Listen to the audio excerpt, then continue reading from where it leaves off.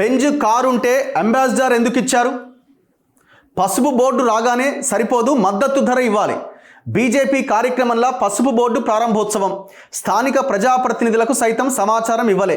వచ్చిందమ్మా కవితమ్మ. పసుపు బోర్డు ఇయ్యలే, పసుపు బోర్డు రాలే, ఇంకోటి రాలే అన్నారు. పసుపు బోర్డు వచ్చింది. ఏ మాట కామాట అది నిజామాబాద్ ఎంపీ ధర్మపురి అరవింద్ వల్లనే అది సాధ్యమైంది. ఆయన బతిమిలాడుకున్నాడో కొట్లాడిండో ఏం చేసిండో, మొత్తానికైతే ఆ మాటనైతే ఆయన నిలబెట్టుకున్నాడు కదా. నిజాం షుగర్ ఫ్యాక్టరీని మేము తెరిపిస్తాం అని మాట్లాడినావు కదా. నువ్వు 100 రోజుల్లో గేట్లు ఓపెన్ అయితే అని మాట్లాడినావు కదా. 10 ఏళ్ళు అయింది కదా. 10 ఏళ్ళు అధికారంలో ఉన్నప్పుడు మరి ఆ నిజాం షుగర్ ఫ్యాక్టరీని ఇంకో దాన్ని ఓపెన్ చేసే ప్రయత్నం చేసిరా? ఏడ మనకు భూమి కనపడంగానే బ్లూ షీట్లు పెట్టాలి, బౌన్సర్లను పెట్టాలి. ఇదే కదా మన దందా.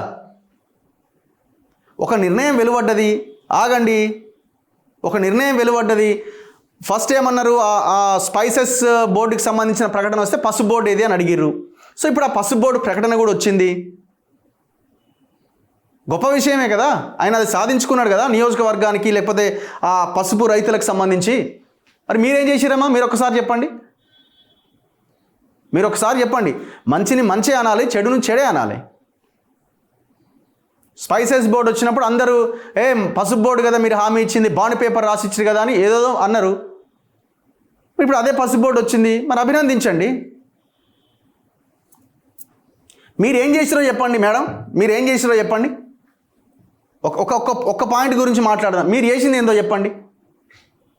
మీరు అన్ని గొప్ప పనులు చేసినారనే 2018లో 19లో ఉన్న ఎంపీ పదవి ఉడబీకిరు కదా. ఇంకా మళ్ళీ ఏం అర్హత ఉన్నది మీకు? స్పైసెస్ బోర్డు బెంజ్ కారు లాంటిది, పసుపు బోర్డు అంబాసిడర్ కారు లాంటిదని ఎంపీ అరవింద్ అన్న విషయాన్ని ఎమ్మెల్సీ కవిత గుర్తు చేస్తూ, మరి బెంజ్ కారు ఉంటే అంబాసిడర్ కారు ఎందుకు ఇచ్చినట్లని ప్రశ్నించారు. ఎంపీ అరవింద్ గాలి మాటలు మాట్లాడడం మానేయాలని హితవు పలికారు. నిజామాబాద్లో ఆదివారం ఆమె మీడియాతో మాట్లాడుతూ పసుపు బోర్డు ఏర్పాటును తాము స్వాగతిస్తున్నామని, కానీ బోర్డును ప్రకటించిన విధానమే ఆక్షేపణీయమని పేర్కొన్నారు.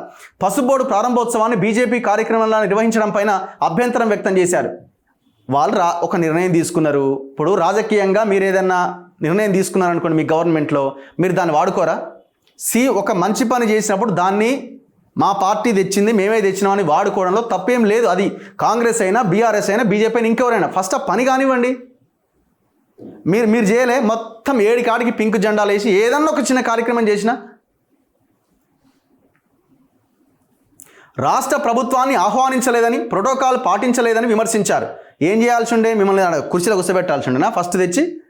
పసుపు బోర్డు ఏర్పాటుతోనే రైతుల సమస్యలన్నీ తీరిపోవని, పసుపు పంటకు మద్దతు ధర కల్పిస్తేనే న్యాయం జరిగినట్లని చెప్పారు. వెంటనే పసుపు దిగుమతులపైన ఆంక్షలు విధించాలని కోరారు. అరవింద్కు వెకిలిగా మాట్లాడడం అలవాటును దుయ్యబట్టారు. తాము పసుపు బోర్డు డిమాండ్ చేసే నాటికి ఆయన అసలు రాజకీయాల్లోనే లేరని గుర్తు చేశారు. ఎవరు ఏం చేయకున్నా ప్రతి 3వ ఏడాది పసుపు ధర పెరుగుతుందని పేర్కొన్నారు. అన్నీ నువ్వే చెప్పబడితివి. పసుపు ధర పెరుగుతుందని నువ్వే చెప్పబడితివి, మద్దతు ధర ఏదని నువ్వే అడగబడితివి. అసలు ఏమైనా క్లారిటీ ఉందా మీ మాటల్లో?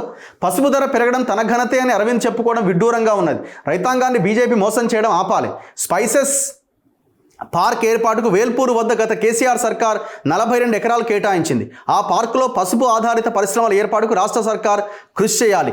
జక్రాన్పల్లిలో విమానాశ్రయానికి కేసీఆర్ ప్రభుత్వం 800 ఎకరాలు సేకరించింది. అక్కడ ఎయిర్పోర్ట్ తీసుకురావాలని అరవింద్ను కవిత డిమాండ్ చేశారు. మరి 10 ఏళ్ళుగా ఏం చేసినావు?